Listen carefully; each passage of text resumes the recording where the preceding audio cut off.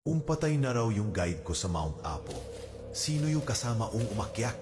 Ako nga pala si Renz, solo traveler. Mahilig ako mag-hike mag-isa. Pero yung karanasan ko sa Mount Apo, di ko na uulitin kahit kailan. Noong 2022, pinlano kong akyatin ang Mount Apo mag-isa. Matagal ko na tong pangarap. Wala akong kakilala roon, kaya naghanap lang ako ng local guide online.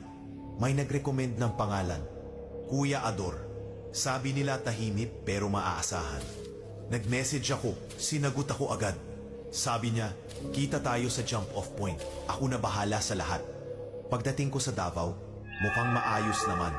Doon nga kami nagkita ni Kuya Ador. Medyo payat, kulubutang mukha, at medyo matigas ang boses. Pero mabait. Kinabukasan, nagsimula na kami ng hike. Wala akong ibang kasama. Kami lang talaga. Tahimik si Kuya. Pero sobrang alam niya ang daan. Kahit walang trail markers, kabisado niya lahat. Minsan napapansin ko, parang may ibang daang dinadaanan kami na hindi ko nakikita sa mapa. May isang parte sa gubat na sobrang lamig, kahit tirik ang araw. Doon, nagsabi siya ng paalala. Bawal maingay dito lalo na kung may maririnig kang tumatawag sa pangalan mo. Hindi ko tinanong kung bakit. Umiling lang ako at sumunod. Pagsapit ng gabi, nag-camp kami sa isang flat na lupa. Habang natutulog ako, bigla akong nagising. Narinig ko ang sarili kong pangalan. Renz, galing sa labas ng tent. Pero si Kuya Ador, mahimbing ang tulog. Kinabukasan, tinanong ko siya kung narinig niya. Umiling lang siya. Sanay ka na lang, sabi niya. Ganyan talaga rito. Noong day 3, malapit na kami sa summit. May mga nadaanan kaming sunog na puno. Sabi ni Kuya, dati raw may hikers na nawawala riyan. Hindi na sila bumalik.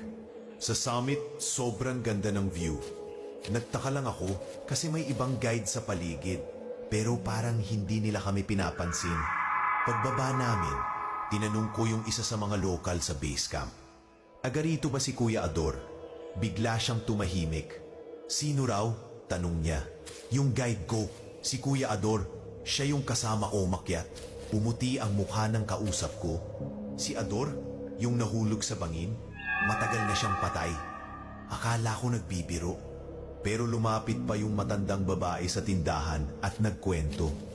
10 taon na mula nung nawala si Ador. Nahulog siya habang tinutulungan yung hiker. Hindi na nahanap ang katawan. Nanginig yung tuhod ko. Pero kasama ko siya 3 araw. Pinakita ko pa yung selfie namin sa summit.